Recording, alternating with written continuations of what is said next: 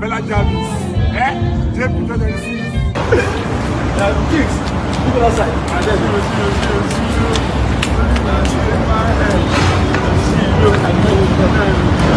Oh yeah, kọ́kọ́ máa bá ń tẹ́ congratulations Peller and Jarvis, congratulations Peller and Jarvis, congratulations Peller and Jarvis. Torí wọn lẹ́ni ó bá bóníire yọ̀ ìrètí ẹ̀ náà yóò tẹ̀ lọ́wọ́ o. Ṣùgbọ́n òní lọ́jọ́ tá à ń sọ òní l'August 1st. Ẹ jẹ́ n wá yànnà náà àwọn kankan fún yín gbogbo yín náà lẹ mọ̀ pé Malaika ní ń bọ̀ àjẹǹjà ẹ̀tàn Suleiman mọ̀lá o ọmọlédìs lálẹ́ òní alẹ́ yìí alẹ́ kókó alẹ́. Ṣùgbọ́n kí ló dé tí Peller fi ní òun ọ̀fẹ́ rí apatatv níbi wedding òun? Ṣé rí gbogbo àwọn torí pé ó yẹ kí apatatv náà wà lára àwọn groom men.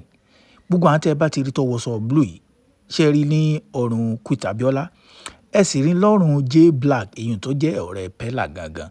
Ó yẹ kí apatatv náà wà nù wọn ṣùgbọ́n kí ló ṣe fún un tó fi ní kò gbọdọ̀ wá? Ẹ̀yin náà dẹ́ mọ̀ pé Gègé tó tún jẹ́ advisor gan táwọn èèyàn lérò pé kò ní wá ó sẹ́ndì aṣọ ẹbí sí tí yóò sì tó sì wà níbi wedding.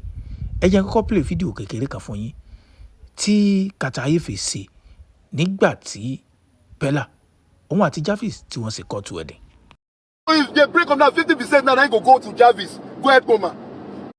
Túndé Perry ti wá ní gbogbo àwọn sọ́jà tí ó wà ń bẹ̀ lónìí gbogbo wọn ni ẹ ti ní fọ́tò apatatv lọ́wọ́ tí wọ́n bá rí ní gbèrègbèrè agbègbè wedding torí pé hall tí wọ́n gbà èèyàn 500 náà ni kò ju èèyàn 500 lọ tí Peller pé kódà àwọn tó jẹ́ àwọn ènìyàn rẹ̀ tó jẹ́ àwọn fans ẹ̀ tó jẹ́ TikTok fans ẹ̀ láti ìlú èbò àwọn kọ̀ọ̀kan ti ń dé sẹ́mi pé wedding olówó ń sọ̀rí olówó tálíkà ń sọ̀rí olóṣì kò sí kọlùkọlù ṣùgbọ́n wọ́n ti wá pín fọ́tò apatatv fáwọn sọ́jà tí ń bọ̀ ń bẹ̀ tí wọ́n bá ilé rí apatatv nǹkan kan ń bẹ tí mo fẹ́ ǹjẹ́ lẹ́yìn tí ẹ lérò pé court wedding tí Jarvis àti Peller ṣe ǹjẹ́ lẹ́yìn yẹn rò pé ń tọ́ dáa ni mò ń bọ̀ wá bẹ̀ wọ́n ṣùgbọ́n ẹ má bá ń tẹ congratulation torí pé ẹni ó bá bóníire yọ̀ irú tiẹ̀ náà ó tẹ̀ lọ́wọ́ o ẹgbọ́n tí Túndé Perry sọ ṣùgbọ́n mò ń bọ̀ náà ẹ má tẹ̀ tó lè rọpò ẹgbọ́n tó Túndé Perry sọ. apatatv kẹ̀ tọ́ bá rí ń ta lásán wọ́n bá wọn pèsè fọ́tò ẹ̀ lọ́wọ́ gbogbo àwọn sójà tó ń bọ̀ láti ara àkìlọ́ ti ń bọ̀ gbogbo àwọn sójà tó ń bọ̀ wọ́n ti fún wọn píṣọ ẹ̀ tọ́ bá rí ń ta títì wọ́n máa sọ sí ni wọ́n máa dé. Ọ̀pọ̀lọpọ̀ àwọn ènìyàn ni wọ́n ti ń sọ èrò tiwọn lórí court wedding eléyìí tí Peller tó bá Jarvis ṣe. Ẹ jẹ́ ká jọ bíra wa. Peller 21 years ni Jarvis ó ń lọ bí 24 years tí túmọ̀ sí pé Peller ò tí ì jáyé kankan tó bẹ́ẹ̀ torí pé ńgbà tí ń dìde bọ̀ bóyá ńgbà tó pé bíi 19 tó bẹ̀rẹ̀ content ìyẹn ní ìkànnì ayélujára TikTok obìnrin tó kọ́kọ́ pàdé náà ni Jarvis tí wọ́n dẹ̀ jọ bẹ̀rẹ̀ relationship títù pé ìmúdùmọ̀ ti pé wọ́n jọ bẹ̀rẹ̀ sí í ṣe relationship láti bí ọdún méjì sẹ́yìn tó dúmọ̀ pé bóyá ńgbà tó wà bíi 19. Ẹ̀yin náà dẹ̀ mọ̀ pé ọmọkùnrin a máa ń láìkí ká jayé kó tó di pa ṣe wedding ẹ lọ bí àwọn tí wọ́n ti jayé ló fi jẹ́ pé ńgbà míì ẹ̀rọ ọkùnrin ńgbà míì ọmọ ń fẹ́ kọ́ wọ bíi 25-30 kó tó di pé yóò marry látàrí pé kó lè mọ bí ṣe ń lọ nígboro ayé. Ẹ wá wúrú Peller tí ò tí mọ bí ṣe ń lọ nígboro ayé ó ṣeé ṣe kó jẹ́ pé obìnrin alákọ̀ọ́kọ́ tí ó kọ́kọ́ déètì náà ni Jarvis tó wá tún jẹ́ wípé ìgbà tí ó wà tún ṣe ìgbéyàwó ní kóòtù lọ́lọ́ ṣe tí túmọ̀ sí pé ẹ máa gbọ́ o àkọ́kọ́ kò lè fẹ́ ìyàwó kejì láì jẹ́ pé kò lè fẹ́ ìyàwó míì láì jẹ́ pé ilé ẹjọ́ tú marriage wọn ká. Ẹ má sì wá gbọ́ o àgbàdo àkọ́lọ́hún ó tú wọn ká o ṣùgbọ́n ẹ má jà tanra wa, ilé ayé láti bá pẹ́ǹtùká láàrin ọkọ àtìyàwó. Kò sí sí tí ò lè ṣẹlẹ̀. A ti rí àwọn olólùfẹ́ méjì tí wọ́n fẹ́ràn ara wọn bí ojú tó jẹ́ pé ńgbà tó yá ṣùgbọ́n àbẹ́ lọ́hùn rú ẹ̀ fáwọn.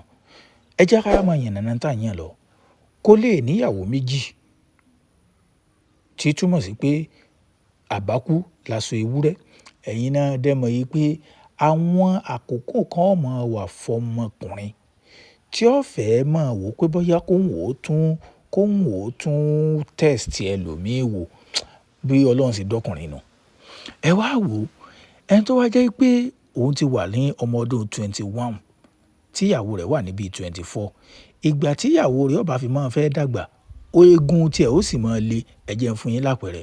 Ìgbà tí Peller ó bá fi máa pé òun pé 35 years, Jarvis tá a bá add 10 years mọ́ ọdún Jarvis náà yóò máa lọ bí 34 years. Ẹ wá wò ǹjẹ́ lọ́mọ 34 tá à ń wò Peller ó sì máa wà bí 31. Ẹ wá wo ọkùnrin 31, kódà ọkùnrin míì 31 ó ṣẹ̀ṣẹ̀ fẹ́ fẹ́yàwó ni. Kí ọkùnrin 31 kó wá jẹ́ pé ìyàwó tó fẹ́ lé 34. Ṣé ẹ mọ̀ pé àkókò gan leegun rẹ̀ ó tún ṣẹ̀ṣẹ̀ máa le. Ó sì lè jẹ́ pé torí pé bọ́lọ́run ṣe dọ́kùnrin, bá ṣe ń dàgbà sí láwọn ìgbà kan leegun wa máa ń le sí i. Ṣùgbọ́n táwọn obìnrin bá ti ń dàgbà sí, eegun wọn máa rọ̀ sí díẹ̀ wọ́n máa wọ menopause. Ó ṣeé ṣe kó jẹ́ pé àsìkò ni Peller leegun tí ó fẹ́ máa le pé kóhun ò tún máa rí obìnrin míì. Ẹ wá wo ohun tó ti fi dé. Tó gbé ọ̀pọ̀lọpọ̀ àwọn ènìyàn wọ́n kàn ń sọ oríṣiríṣi nǹkan. Kì í ṣe pé bóyá tí wọ́n ń ṣe ọ̀dà o. Ṣé ẹ mọ̀ pé ẹni tí bó bá ṣe wó ń gbá ni ó ṣe pé gbá rẹ̀. Ṣùgbọ́n ṣé ẹ mọ̀ pé ìgbà tí wọ́n ti di gbajúgbajà òǹkàlùkù ọmọ sọ tiẹ̀ lọ́tùn lósì. Ìgbà tá a bá ní àfojú wò dáadáa tó bá jẹ́ pé kò sí court marriage ńbẹ̀ ni, tí Jarvis bá pé bí 40 tóun pé bí 35, àǹfààní ọ̀bà tún wà fún láti lè fẹ́yàwó ẹlẹ́ẹ̀kejì. Abẹ́yìn tẹ́ ẹ ti ṣe court marriage, ẹ dákun ẹ yànnàná ẹ̀ fún wa torí pé kò yá wa. Àwa ò ṣe.